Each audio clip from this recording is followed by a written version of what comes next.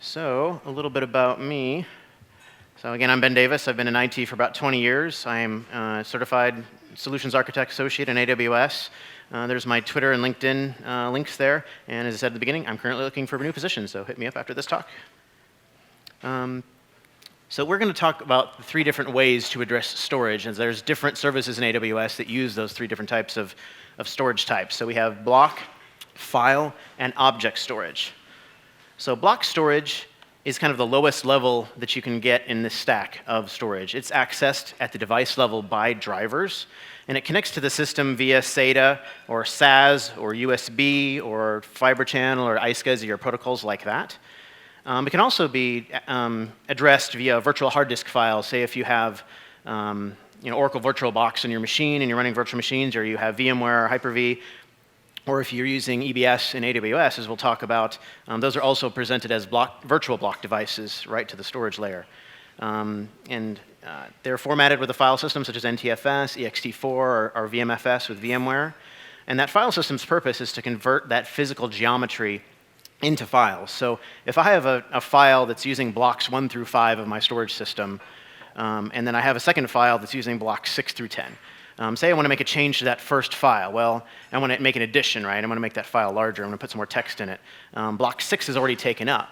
So I have to go and write to block 11 is the next block that's available. So what that file system does is able to keep track that file 1 is blocks 1 through 5 and 11, so at a very low level. So all storage is eventually block-based. We're going to talk about file and object storage as well.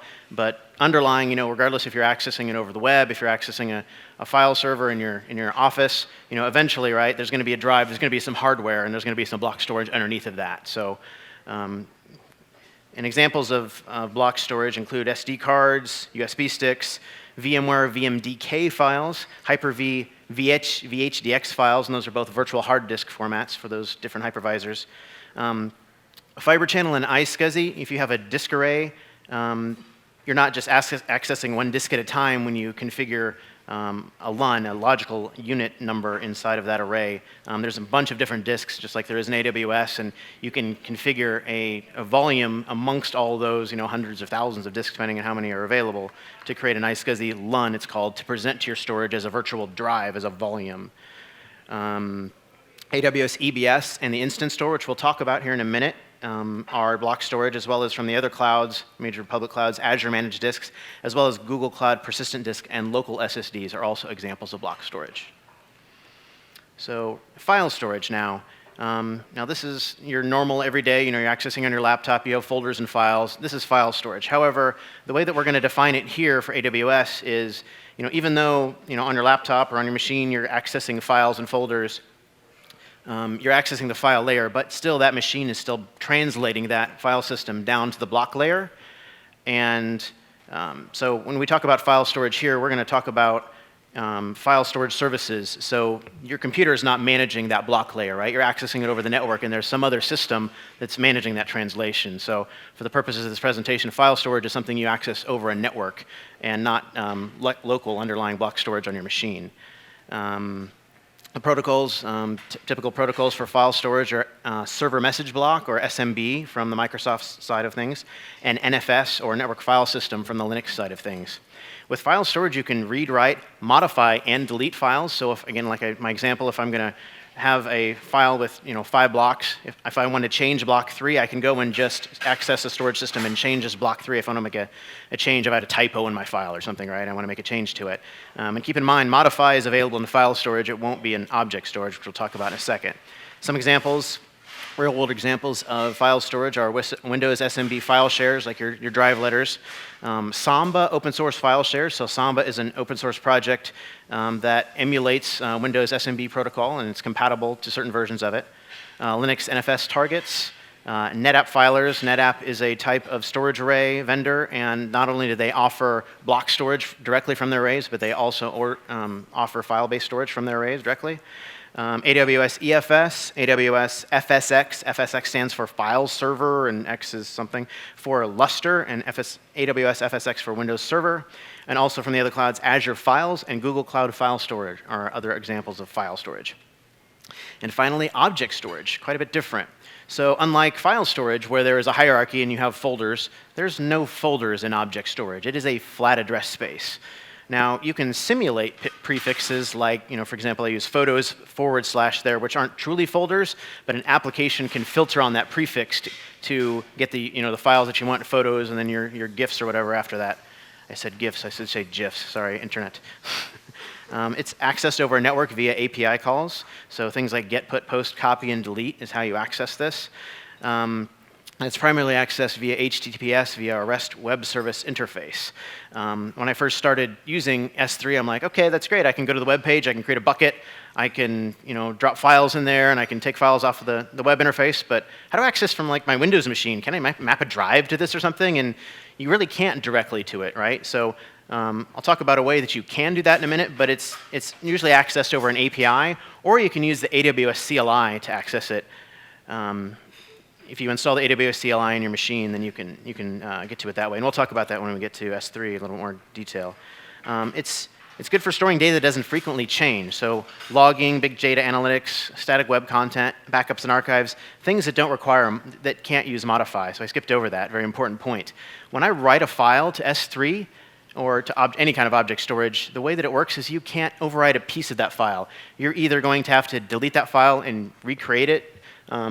So it's not good for things for like relational databases. Like in SQL Server, you have a data file that's constantly writing and deleting little bits and pieces inside that file. That's not going to work well for object storage, right? Because it has to wipe out the entire file and rewrite it. That's not the way it works. So that's a very important point to know. And some examples of object storage are AWS S3, Glacier, Azure Blob Storage, and Google Cloud Storage. So now we're actually going to talk about some of the applications, some of the actual storage options in AWS. Block, file, and object. You notice my icons I'll have up there. In each slide, you'll be able to tell which kind of storage it is if you can't remember by looking at those icons. And all the options that I'm going to talk about are distributed on disks throughout an availability zone to prevent data loss due to failure of a single component, except for the instance store. So that means when you write files and write data to any of these options, it is highly available within at least one availability group. And I'll detail which ones could possibly be multiple availability groups when we get there. I'm also going to list some pricing, and I'm basing it upon our nearby US East Ohio region just as of a few days ago. Different regions have different prices. They also change over time. And the purpose of me showing the pricing is to show the relationship of different prices to different storage options and different storage option tiers, so you can kind of get an idea of, okay, well, there is a good reason why I might choose this cheaper tier, even though there might be some limitations for maybe my application. That might be the right type of storage for me with the pricing model. So first and foremost, since a lot of other storage services are based on S3, I'm going to start talking about AWS S3. S3 stands for 3 S's, Simple Storage Service. And it's, like I talked about with other object storage, it is a flat address space. It has virtually unlimited storage, and it's accessible via an HTTPS REST interface. An instance, or a folder, it's not a folder, but an instance in S3 is called a bucket. You may have heard of an S3 bucket, and that's what we're talking about here. Per AWS account, there are, by default, 100 buckets available, but if you open up a ticket with AWS, you can expand that to 1,000, a maximum of 1,000. Folders can be virtually represented, as I mentioned before, things like photos / or photos / vacation /. So if you want to look at those specific things, you just filter, like you would filter a string in an application. It's accessible via the AWS Web Console, the AWS CLI, as I mentioned, or a programming API. It cannot be directly mounted as a file share, but it can be actually using the File Gateway Service for translation. We'll get to the File Gateway Service here in a few minutes. I talked about the AWS CLI a little bit ago, and here's some of the examples of the commands. So you simply invoke AWS at the command line, S3 for the S3 subset of commands. If I want to list all of the objects under my bucket, no matter how many slashes there are in virtual folders that you try to make, that will list everything. If you want to copy a local folder called my folder to an object under my folder and do all of the files, that would be the command you use with the recursive / or the recursive option there. Now this is interesting. You normally don't see this many nines in a lot of things in IT, but there are, AWS claims 11 nines of durability by storing objects. The way they do that is by storing objects in multiple devices in at least 3 availability zones. So real quick, An AWS region is like US East Ohio. An availability zone is a data center in US East Ohio. There are 3 data centers 5 or 10 miles apart in Ohio, wherever, I can't remember what city it is. But each of those is called an availability zone. With S3, when you store objects there, it stores it in all 3 of those availability zones, which is why they can claim 11 nines of durability. Now, that's not availability. That doesn't mean that your data is going to be available there all the time, that you're going to be able to access it. It simply means you're going to put it there. You can count on it pretty much for the most part that it's not going to suddenly randomly get deleted. Talk about the storage classes for S3. So S3 standard has that 3 availability zone availability. Writes are not return complete to the application. So if I send out a file, I'm going to write a file to AWS via however I'm going to do it, programming interface or whatnot, I'm not going to get the confirmation back that that copy has succeeded until AWS has made at least 2 copies in each availability zone, so you can be sure that it's durable right when you're done. S3 standard infrequent access is cheaper to store data, but it's more expensive to retrieve. We'll talk about that on the pricing on the next page with more detail. And S3 one zone infrequent access is even cheaper, but has a little bit lower availability, but the same 11 nines of durability. Again, that means 1 availability zone, not 3 availability zones your data is going to be kept in. Some cool features of AWS S3 is the cross-region replication option. So once you create your bucket, you can enable this for further redundancy so that you can replicate the data to more than one region, right? So S3 by default has it in all 3 availability zones in one region. We can replicate it to another region, but it's going to cost you, right? So I'm paying a fee to store that data in my first region, but any other regions I copy it to, I'm going to have to pay for it twice over again. And some of the reasons you might do that, not only for backup, but for lower latency to other regions. If I have applications in multiple regions around the world and I need lower latency access to that data and that region, I can use this and then access it from that S3 bucket from the other region. Lifecycle policies. It can move objects from S3 standard, from the different storage classes, to infrequent access or one zone infrequent access, even to Glacier, which we'll talk about a little bit, or even delete them based on age. So that's kind of nice. I'm not just going to throw a bunch of stuff there and eventually have to pay for it all, regardless of whether I'm using it or not. If I know that, hey, in 90 days, I don't need data in this bucket anymore, I can enable this lifecycle policy, and AWS will automatically wipe it out for me, or move it to a different storage class if you want to pay a little bit less. Versioning preserves objects after a put, post, copy, or delete operation. So what that means is I can enable this on a bucket, and if I overwrite, right? I can't change the file, right? But I can overwrite another version of it. It's going to keep as many versions as I configure it to. And each version is a full copy and full cost supply. So again, it doesn't, you're not paying just for the deltas between the saves, right? I've got to have a whole new version there. So it's a nice feature, but again, be careful, it can get costly. S3 Object Lock is another feature. It enables WORM, which stands for write once, read many functionality, so objects cannot be deleted by normal processes. So an AWS administrator would enable this on a bucket or an individual object if you needed to, or a filter of objects, and that would enable it so that if your boss says, hey, you can never delete this folder, and even though, for whatever reason, or if you have any business reason why you can never delete anything from this particular bucket, you can enable that unless you have an AWS administrator go in and disable that feature. And finally, intelligent tiering automates migration to cheaper storage classes automatically based on access frequency. Whereas lifecycle policies can do it based on age or versions, the intelligent tiering option can do it based on how frequently something accesses it. So a lot of on-premises storage arrays have that feature. S3 has that as well. And finally, just to get a little bit of idea of how much it costs. So here's some of the costs, 2.3, 2.2, 2.1 cents per gigabyte, depending on how much you're storing there. The infrequent access storage class is a little bit less at 12.5 cents per gigabyte. And the one zone infrequent access is 1 cent per gigabyte. I did a quick web search on a storage array I'm familiar with, an HPE Nimble storage array, and just looked on Google and saw what the price was for 15 terabyte. And if you calculated the price per gigabyte, it's about $3 per gigabyte. So as opposed to extending your on-premise SAN storage, S3 can be a great inexpensive option for you. So definitely something to look at. Another, technically in S3, they've rolled this under S3, is S3 Glacier. This cost structure for this service, it's very similar the way it works to S3, a little bit different, but it's made for long-term archives, and it's very cheap to store. but it costs you to retrieve. Unlike the egress charges that you would have downloading data from S3, Glacier actually charges you, and you can't get the data immediately. You have to wait, and you see down there, there's different retrieval options of how long it takes for you to get the data. So this is not, if you put something in Glacier, you can never expect to get it right away. It's not just a lower storage tier, a cheaper storage tier, it's an archive. It uses a concept of vaults instead of buckets, and up to 1,000 vaults per AWS account by default can be configured. Individual objects can't be stored like S3 standard, but in archives they're called, not objects.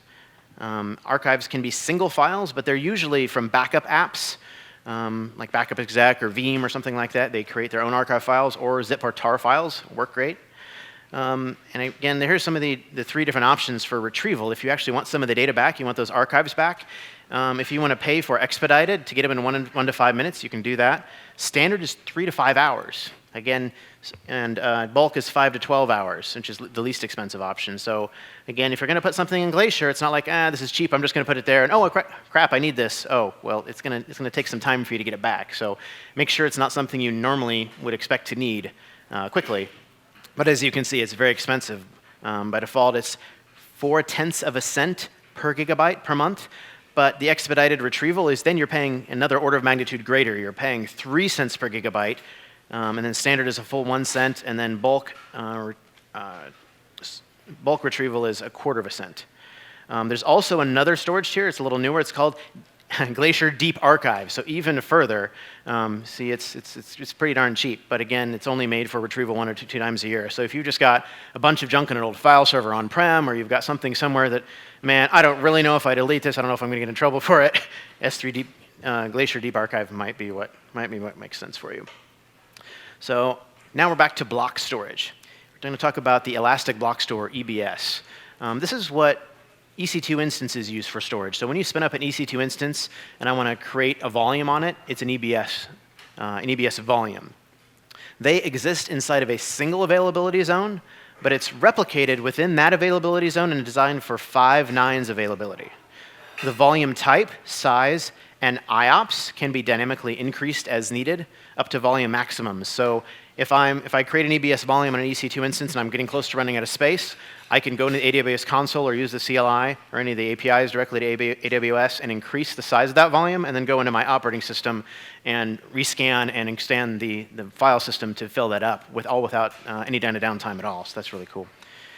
It can only be attached to one EC2 instance at a time. So if any of you have done any kind of clustering where I've got multiple LUNs in my data center that are connected to a volume at one time, this is not for you. This is not going to work for that purpose. And here's some of the pricing options. So again, as I mentioned at the beginning of the talk, there are SSD and hard disk options, solid state and hard disk options. The general purpose SSD is the default when you spin up a new EC2 instance, and it is 10 cents per gigabyte per month. Now I need to mention too that unlike S3 and most of these other services where you only pay for what you use, only the files you copy into AWS, you're paying for this as you allocate it. So if I allocate a 1 terabyte EBS volume, I'm paying for that one full terabyte regardless of how much I use. Again, one of the differences between block storage and file and object. Also, with general purpose SSD, as you increase the size of the volume, the performance gets higher, right? So you can imagine an AWS data center with all these drives and all these chassis and all these racks all over the place. As you increase the size of that volume, it's going to be using more disks around the data center, so that performance goes up. And there's calculators online you can use to be able to calculate how much performance you'll get. If you need a specific amount of performance or more performance than what general purpose gets you, Provision IOPS SSD is another option. A little bit more expensive for a gigabyte per month, but there's an additional charge for the Provision IOPS. So I can go in there, there's an extra text box that comes up when you configure an EC2 instance, and it asks you how many IOPS do you want to provision. There's of course a limit for that, but if you need a specific amount of IOPS, you know your workload, your database or whatever needs a certain amount of IOPS, you can pre-configure that and pay for that ahead of time. A couple of the rest of these are actually hard disk options. The 2 current options are throughput optimized HDD and cold HDD. You can see they're a little bit less expensive than the SSD options. But again, as we saw earlier with the benchmark tests, don't put any random I/O on a spinning disk. You're not going to be happy with it. And then magnetic is a is a previous generation. You pretty much want to avoid it, but I just want to show it as comparison here as even a little bit more expensive than the throughput optimized HDD, probably to keep you from looking at using it because that one's less expensive, but it's kept there for compatibility reasons. There's probably a lot of EC2 instances still out there that use that storage type. So. I mentioned already you pay for what you provision, not what you use. One of the features of the EBS, of an EBS volume, is you can take point-in-time snapshots. It's basically a backup of the volume at a point in time, and those are always sent to S3 storage for backup. So you can back up your EBS volume to S3. You can use that backup just to either restore your your EC2 instance if you lose it or delete it for some reason. You can also use it to clone to another EBS volume if you want to clone the machine completely. If you want to create an auto-scaling group in AWS, that's a good way to clone your machines, your EC2 instances. Or you can move those volumes to different availability zones. Again, if you want to completely move that EC2 instance to another availability zone or another region, or again, if you want to create another auto-scaling group or something like that in another region. Snapshots do incur S3 storage charges, so in addition to your EBS storage volume charges, you're also going to incur charges in S3 for any snapshots you take of an EBS volume. Now, a little bit different than the versioning in S3 is in EBS, if I take multiple snapshots of the same volume, say I have a 50 gigabyte EBS volume, I snapshot it now and I snapshot it a few seconds later, only the deltas are going to be stored there. So you're only going to be charged for those deltas for snapshots. So that's one advantage block storage can get you over file, or I'm sorry, over object. The EC2 Instance Store is kind of interesting. An Instance Store is local storage inside the physical server where that EC2 instance is actually running in the AWS data center. But you can really only use it for temporary data because all the data in it's wiped out whenever you reboot. If you ever used RAM disks or things like that back in the day, it's kind of the similar concept. However, it does persist across warm reboot. So if you just reboot the operating system, you don't lose the data. But if you stop or terminate the machine, it loses it. However, one of the advantages of it is there's no additional cost. It's included with the price of your EC2 instance. So most of the instances are SSD based, but there's some instance types that have hard disk instance stores. So when you provision your EC2 instance, one of the columns there is instance store size and type. I think some of them are even NVMe, which are even faster style of SSD drives. And I was pretty surprised. I thought these stores are usually pretty small, but some of the instances have as large as 48 terabytes instance stores on hard disk and 60 terabytes in SSD. So depending on your applications, if you have a really big temp DB and SQL Server for static web content that's synced during the instance startup, like for auto-scaling groups, might be a good place to use the instance store. A page file for an operating system. Or log files that maybe don't need to be kept locally and going up to a syslog server or something like that. That might be great for an instance store use. So something to keep in mind, and free included with your AWS EC2 instance. So there's a couple of different services under the AWS Storage Gateway service. Some of them are block, some of them are file. The first one we're going to talk about is called Volume Gateway, a subservice of the AWS Storage Gateway service. It's a hybrid cloud storage service that maintains copies of your on-premises files in S3. So I'll jump down and talk about how it's deployed. So how this works is you either download a virtual appliance, which is a virtual machine on your VMware cluster or your Hyper-V cluster locally in your data center. AWS will also provide you a hardware appliance, a physical server if you don't have virtualization or you don't want to do that in your data center. You can get a dedicated box for it. You can spin up a VM on VMware Cloud on AWS, or even as an EC2 instance. They have an AMI for this if you want to put it in the cloud. And volumes are mounted from this service as iSCSI targets to local hosts. So what that means is if I have a server in my data center and I want to use Volume Gateway, I get one of these machines either on-prem or in the cloud, and I mount my volume using iSCSI pointed at that Volume Gateway. And then that Volume Gateway will manage the data, the point and have the data that's in your local storage in your data center, or if it's not there in some of these other services, it'll grab it in S3. It will also synchronize the data between your data center and S3. There's two modes for Volume Gateway. Stored mode keeps all of the data on premises and keeps EBS snapshots of your data in S3.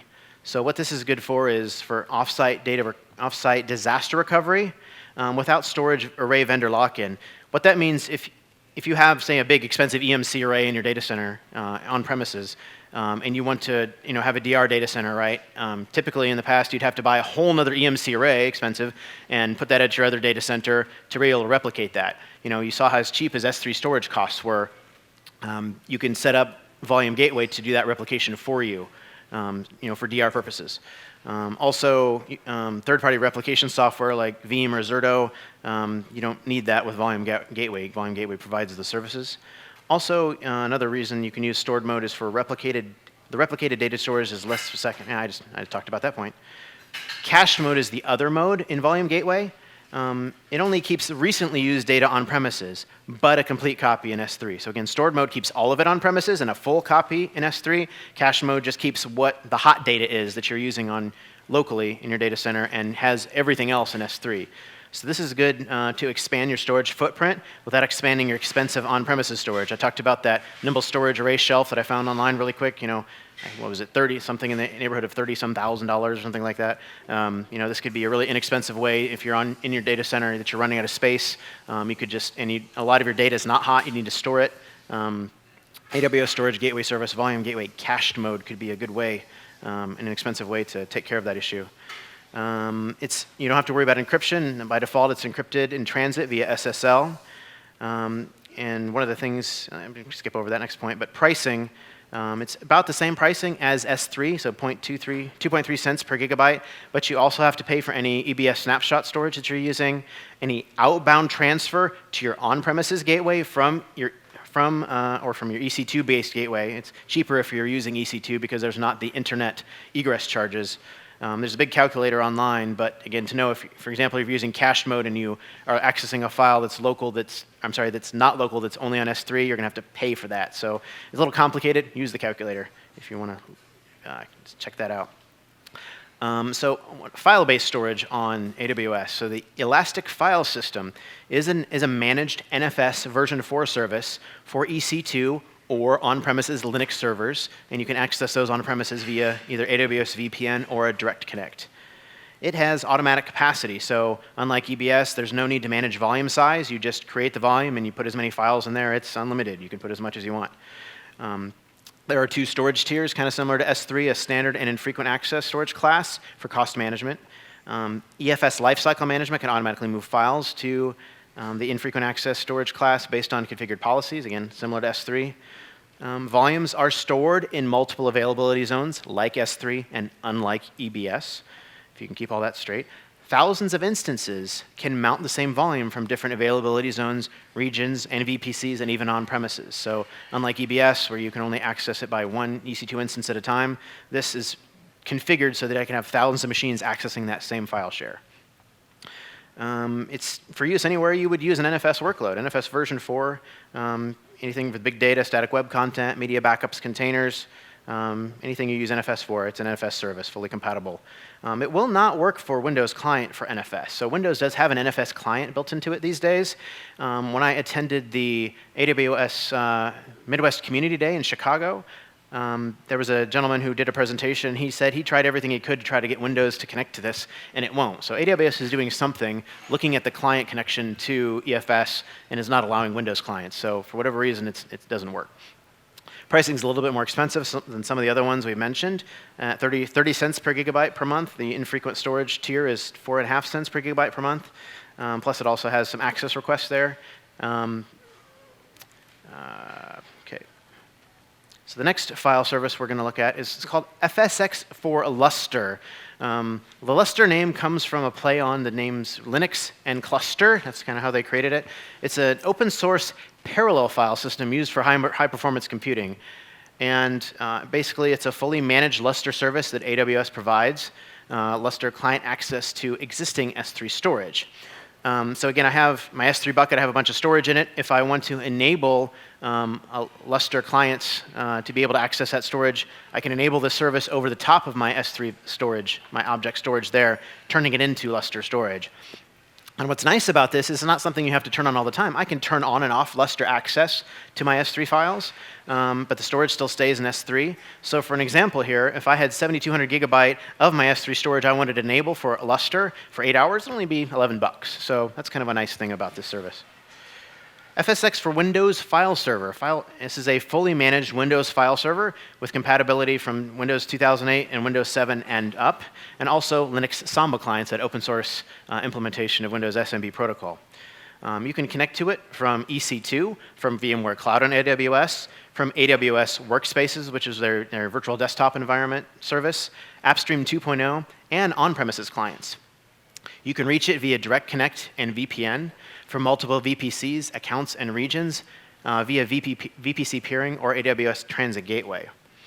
A single file system configured in this service scales up to 64 terabytes in size and 2 gigabytes per second in throughput. You can also use a feature in Windows Server called DFS namespaces to span multiple file systems for more capacity if 64 terabytes isn't enough for you, and throughput if 2 gigabytes per second isn't fast enough for you. Another Windows Server feature called DFS stands for Distributed File System, by the way. DFS replication, if you want to enable this for a multiple availability zone environment. However, all those DFS things I was talking about with Windows Server, that's manual configuration today. That's not something that you configure native inside this service. You can use this with either your AWS managed Microsoft Active Directory or self-managed Active Directory for authentication. Automatic backups are automatic to S3, but you can take manual backups as requested. And it's if you ever used the previous versions of Windows, if you click on a file or a folder in the drop-down, you'll have previous versions if that's enabled on your machine or on your file server that you're using. That feature is fully supported in this. And again, there's no capacity management. Only pay for what space that you use, no pre-configuration. Now, File Gateway. OK, AWS Storage Gateway Service, as I mentioned, has multiple subservices. We talked about Volume Gateway before, which was block-based. File Gateway is file-based. It enables SMB or NFS access to an on-premises gateway service backed by S3, infrequent access, or Glacier. Files are cached on the gateway service on-premises for low latency access. And the same files are also accessible via S3. So unlike Volume Gateway, where I can only access it via the gateway, I can access these files kind of similar to Lustre, to where I can either access it via the S3 interface natively, or I can choose to overlay this file gateway service on top of it and access them via SMB or NFS without doubling my storage, which is kind of nice. Another cool thing that you can do with this is that these file gateways can be installed in multiple on-premises locations and point to the same S3 buckets so they can enable multi-site access. That means that files copied to a share at one location become available not only in S3, but all the other locations available via the file gateway service. So this service can be used for hybrid cloud storage. You could expand your on-premises storage at a low cost for multi-site replication, as I mentioned in the previous point, backup and recovery. And you could also use this so that AWS native services can process data generated on premises, right? So if I copy something to File Gateway, it gets loaded up into S3, and then those services within AWS can then access that data right in S3 for processing. So, and the third and final service within the AWS Gateway Storage Service is called Tape Gateway. It's a virtual tape library implementation of Storage Gateway. It's compatible with common backup applications like NetBackup, Backup Exec, VM Commvault, all the major vendors it's compatible with. It uses a standard iSCSI virtual tape library interface to an on-premises gateway service, to that on-premises gateway service. And it's backed, like a lot of the other services in Storage Gateway, by S3 Standard, Glacier, or actually Deep Archive is an option here as well. Last two here. AWS Backup is a fully managed backup service in AWS to back up cloud native services like EFS, EBS, the relational database service, and DynamoDB, or on-premises resources, both on-premises and cloud resources through the storage gateway. It's used as one centralized tool to manage both your cloud and on-premises backups with the same schedules and policies, which is kind of nice. You know, a lot of times you need to back up your cloud necessarily separate from your on-premises. You can use this for both. If you have the connectivity and the bandwidth, it'll support that. It's interesting about this. They say it's a free service to use. You only pay for the storage you use, but it's more expensive than S3 native. You look at the pricing, it's 5 cents per gigabyte per month, which is more than the 2.x cents that it was for S3. So I guess it's free, but the storage is more expensive. But it's also interesting. Normally, egress from AWS is costly. You have to pay for that. The restores to on-premises via file gateway are free. So kind of twists around a little bit. It's kind of backwards to what you would think. And then pricing for backups and restores, not to on-premises, but back to your cloud services, differs from on-premises. So you got to look at there's a lot of pricing online that you can find and calculators. But I just think this is kind of an interesting alternative to paid on-premises backup software. If it's free, and if the storage is still that cheap, and I could manage all of my backups on-premises and cloud, and make sure my backups are off-site the same way, that's kind of interesting. I've not used it myself, but it's definitely something I'll look into using in the future. Final slide. This is kind of an interesting one. AWS Snowball is a physical device that you request on the AWS console and is shipped to your data center in either a 50 terabyte or an 80 terabyte size, and it's used for data migration. It's a ruggedized case with a Kindle on the front and with its e-ink interface so that you can configure it for your network, as well as it turns into a shipping label. You know, when you get it as a shipping label, you get done with it to send it back, it turns into a shipping label as well. And since it's e-ink, right, it's on all the time without power. On the back, it's got 10 gigabit RJ45 connections, as well as copper and optical SFP plus ports to connect to your network. So what you do is you copy all the data to this. You tell it it's done. You ship it back to AWS, and AWS will import it into S3. So it's a way to, if you have too much data that's going to take too long to move over your WAN connection, this is a good option for you. The pricing is not too bad. To rent a 50 terabyte is $200, or to rent an 80 terabyte is $250 for the first 10 days, and it's $15 for each additional day if you don't get it back in time for 10 days. So, and that is it. That is all I have. So, any questions? Get a drink over here. Any make questions for Ben? I have a question. Maybe you don't know it off the top of your head or not. EBS Snapshots supports multiple snapshots simultaneously of devices if you had them like mounted up as an array inside of one of your machines. Do those snapshots support that same incremental snapshot capability where you're not actually snapshotting the whole set of data each time? So you're saying if I have multiple EBS volumes attached to a single EC2 instance, I think it will only work for each volume, right? Because each volume has its data and it. Right, so if I snapshotted that EC2 instance, that entire instance, if I had 3 volumes that were 50 gigabyte apiece, right, I'd have 150 gigabyte worth of snapshots, but then if I took a second snapshot, it would only be the deltas between each one volume, because that's the data that's related, right? The data from drive 1 is not related to volume 2 or anything, right? Does that answer your question? I think so. Okay. I have not tried it yet, so I just wondered if you'd had an experience. Yeah, logical at least. So. Cool.